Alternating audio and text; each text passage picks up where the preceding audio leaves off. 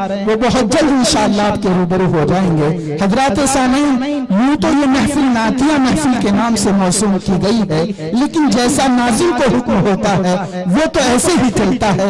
मुझे हुक्म मिला है कि मैं आज की इस बज़्म के सदर आली वकार जो बड़ी जानदार शानदार बावकार सदारत फरमा रहे हैं, पहली मर्तबा इतनी खूबसूरत सदारत, और मैं नाचीज पहली मर्तबा हजरत की सदारत में निजामत के नाकिस फराइज अंजाम दे रहा हूँ। हजरत वाला से इस वक्त मुल्तमिस हूँ कि आप तशरीफ लाएं और अपने नासिहाना कलिमात से आज की इस मजलिस को दोबाला फरमा दें। मेरा इशारा कलाम आज की इस बज़्म के सदर मोहतरम हजरत उल हाज हजरत मौलाना मुफ्ती मोहम्मद अशरफ कासिमी साहिब दामद बरकातुहुम तशरीफ ले आए और अपने नासिहाना कलिमात से हम सामाईन को नवाज दें। जनाब हजरत मौलाना मुफ्ती मोहम्मद अशरफ साहिब।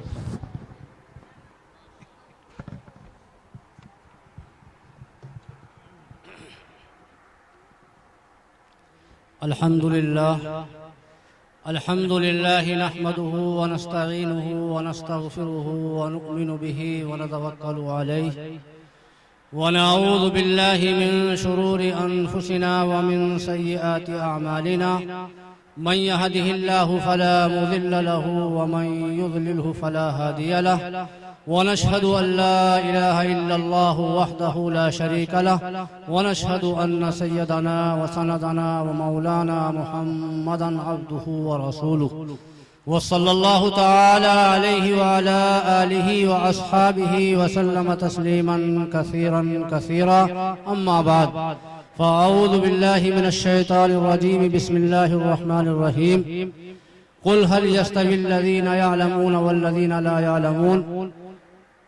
वक़ाल अल्लाहु तबारक व तआला फ़ी मक़ामिन आख़र इक़रा बिस्मि रब्बिकल्लज़ी ख़लक़। सदक़ल्लाहु मौलानल अलियुल अज़ीम। वक़ाल अन्नबिय्यु सल्लल्लाहु अलैहि वसल्लम उतलुबुल इल्म मिनल महदि इलल लहद औ कमा क़ाल अलैहि सलातु वस्सलाम। वक़ाल अन्नबिय्यु सल्लल्लाहु अलैहि वसल्लम तलबुल इल्मि फ़रीज़तुन अला कुल्लि मुस्लिम औ कमा क़ाल अलैहि सलातु वस्सलाम। मोहतरम हज़रात व मुअज़्ज़ज़ उलमाए इज़ाम और सामईन इकराम, हकीकत तो ये है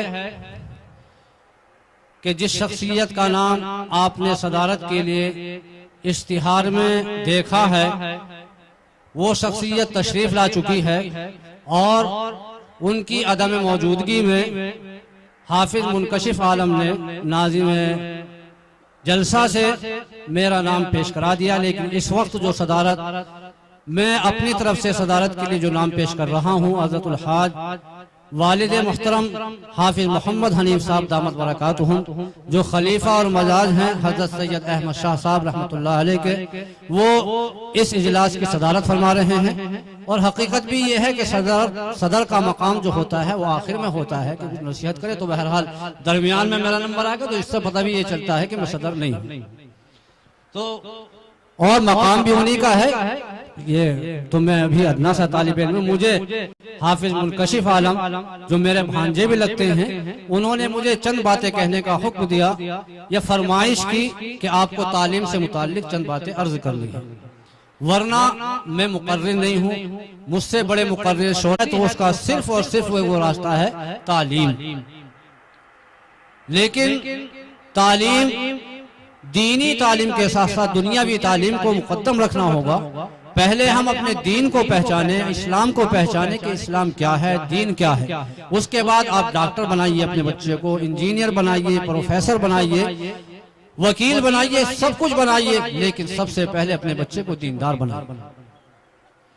इससे पहले कि मैं तालीम से मुताल्लिक कुछ बात अर्ज करूं, एक बात मेरे जहन में आ रही है कि आप महफिल नातुन नबी सल्लल्लाहु अलैहि वसल्लम में शरीक हैं। आपसे दरखास्त ये है कि जब भी कोई शायर नातुन नबी सल्लल्लाहु अलैहि वसल्लम गुनगुनाए और आपके सामने आपकी तारीफ मंजूम कलाम में पेश करें, तो सबसे पहले आपका फरीदा ये बनता है कि आप सबसे पहले आप अलैहिस्सलातु वस्सलाम पर एक मर्तबा दुरूद जरूर भेज दें। अल्लाहुम्मा सल्ली अला मुहम्मद व अला आलि मुहम्मद का पूरा दुरूद पढ़ दे। उसके बाद जब भी आप सल्लल्लाहु अलैहि वसल्लम का नाम मुबारक आए तो मोहम्मद सल्लल्लाहु अलैहि वसल्लम कहते रहें। इंशाअल्लाह इसके कहने पर आपको सवाब मिलेगा। अल्लाह के रसूल सल्लल्लाहु अलैहि वसल्लम ने इरशाद फरमाया कि जब कोई बंदा मुझ पर दुरूद भेजता है तो अल्लाह रब्बुल इज्जत उस पर 10 रहमतों का नुज़ूल फरमाता है। इस वजह से नातुन नबी महफिल जो है नातुन नबी सल्लल्लाहु अलैहि वसल्लम की है। हम इसमें अल्हम्दुलिल्लाह सुभान अल्लाह भी कहें तो दिल के दर्द के साथ कहें, अदब व एहतराम के साथ कहें, मज़ाहिया अंदाज ना हो, बेअदबी के कलिमात ना हो, ऐसे अंदाज में कहें कि आपके जागने का सबूत भी मिलता रहे और आप अलैहिस्सलातु वस्सलाम का अदब एहतराम भी बरकरार रहे। तो मुझे उम्मीद है कि इंशाअल्लाह आप इन बातों का ख्याल रखेंगे। जिस तरीके से नसर में मुकर्रीन हजरात आप अलैहिस्सलातु वस्सलाम की तारीफ बयान करते हैं और आप अलैहिस्सलातु वस्सलाम के बचपन से लेकर के वफात तक के हालात को बयान किया जाता है, इस वक्त पूरे हिंदुस्तान में आप अलैहिस्सलातु वस्सलाम की सीरत वैसे तो पूरे साल बयान की जाती है, लेकिन मुनज़्ज़म अंदाज में मुनज़्ज़म तरीके पर इस महीने में और इस सफर के महीने में मुरत्तब अंदाज में हमारे उलमाए किराम जमियत उलमा हिंद के बैनर तले कोई 10 रोजा प्रोग्राम कर रहे हैं, कहीं 7 रोजा प्रोग्राम चल रहा है और आप अलैहिस्सलातु वस्सलाम की जिंदगी के हर पहलू पर रोशनी डाल रहे हैं। और मेरे मुहम्मद को दोस्तों, आप अलैहिस्सलातु वस्सलाम की जिंदगी के हर पहलू से हमें वाकिफ होना चाहिए कि आपके बचपन के हालात क्या थे, आपके जवानी के हालात क्या थे, आपने जब निकाह किया तो आपकी उम्र क्या थी, आपकी अज़वाज मुताहरात कितनी थी। आज उम्मत मुस्लिमा को, आज हमारे नौजवानों को आप अलैहिस्सलातु वस्सलाम की सीरत से नावाकिफियत इतनी है कि बहुत ज्यादा बढ़ चुकी है। अल्हम्दुलिल्लाह जमियत उलमा के बैनर तले ये प्रोग्राम हो रहा है। जमियत उलमा कामराजपुर का ये बहुत अहम कदम है और मैं मुबारकबाद पेश करता हूँ हाफिज मुनकशिफ आलम को कि अभी बच्चा है, अल्लाह ने इसको हिम्मत और हौसले से नवाजा है कि ये बड़े बड़े प्रोग्राम और बड़े बड़े उलमाए किराम से दुआएं लेता रहता है, प्रोग्राम मुनाकिद कराता रहता है। ये इस बच्चे की हौसले की बात है। आपसे दुआ की दरखास्त है कि अल्लाह रब्बुल इज्जत इस बच्चे की हिफाजत फरमाए, नज़्र बस से महफूज फरमाए और इससे ऐसे काम लेता रहे। बहरहाल मैंने जो तालीम से मुताल्लिक चंद आयत और 2 हदीस पाक पढ़ी, क्योंकि ज्यादा वक्त नहीं लूंगा, बस 2-4 मिनट बात करके अपनी बात खत्म करता हूं, क्योंकि आज तो आप इसलिए जमा हुए हैं कि शायरों की जुबानी हम मंजूम अंदाज में, शायराना अंदाज में आप अलैहिस्सलातु वस्सलाम की तारीफ सुनेंगे। मैंने जो आयत करीमा तिलावत की, अल्लाह रब्बुल इज्जत ने आप अलैहिस्सलातु वस्सलाम को मुखातब करके इरशाद फरमाया कि ऐ मोहम्मद सल्लल्लाहु अलैहि वसल्लम, आप कह दीजिए कि जानने वाले और न जानने वाले बराबर नहीं हो सकते। एक शख्स तालीम से वाकिफ है, एक शख्स जाहिल है, वो दोनों बराबर नहीं हो सकते। जिस तरीके से रोशनी और अंधेरा दोनों बराबर नहीं हो सकते, रोशनी रोशनी है और अंधेरा अंधेरा है। रोशनी में आप वो तमाम काम अंजाम दे सकते हैं जो अंधेरे में अंजाम नहीं दे सकते। इस वजह से मेरे मुहतरम को दोस्तों, इल्म एक रोशनी है, इल्म एक सीधा रास्ता बताने वाला है, इल्म एक हिदायत का रास्ता बताता है, इल्म अच्छे और बुरे की तमीज सिखाता है। और जब इल्म नहीं होगा, जिहालत होगी, तो जिहालत जब होगी तो जाहिर सी बात है दराज बातों में झगड़ा होगा और वो बात छोटी सी बात भी इतनी तवील हो जाएगी कि आपस में खून रेजी तक कत्ल गारत करी और फसाद में तब्दील हो जाएगी, सिर्फ जिहालत की वजह से। अल्लाह के रसूल सल्लल्लाहु अलैहि वसल्लम को अल्लाह रब्बुल इज्जत मुखातब करके इरशाद फरमा रहे हैं कि ऐ मोहम्मद सल्लल्लाहु अलैहि वसल्लम, आप कह दीजिए कि जाहिल और आलिम बराबर नहीं हो सकते। और आपको मालूम है कि तालीम के बारे में अल्लाह रब्बुल इज्जत ने इरशाद फरमाया, जो सबसे पहली आप अलैहिस्सलातु वस्सलाम पर आयत नाज़िल हुई 5, वो तालीम से मुताल्लिक। इससे आपको तालीम की अहमियत का अंदाजा हो जाएगा कि अल्लाह रब्बुल इज्जत ने आप अलैहिस्सलातु वस्सलाम को तालीम सिखाने के लिए कितनी आयतें नाजिल फरमाई। और सबसे पहले अल्लाह रब्बुल इज्जत ने हजरत जिब्राईल अलैहिस्सलाम को जब आपके पास भेजा और हजरत जिब्राईल अलैहिस्सलाम ने आपसे फरमाया कि इक़रा, पढ़िए, तो आप अलैहिस्सलाम ने फरमाया मैं पढ़ना नहीं जानता। हजरत जिब्राईल अलैहिस्सलाम ने आपको भेजा, 3 मरतबा फरमाया कि पढ़िए, मैं पढ़ना नहीं जानता। तो अल्लाह ने ये तालीम दी आप अलैहिस्सलाम पर कुरान की आयत को नाजिल करके। अभी मुफ्ती मोहम्मद अरशद साहब जो जमीयत के नाज़िम उमूमी हैं और अल्हम्दुलिल्लाह बड़े मुतहर्रिक हैं, पूरे जिले में बड़े मुतहर्रिक होकर के काम कर रहे हैं, जमीयत के पैगाम को आम कर रहे हैं, उन्होंने इस बारे में आपसे बताया।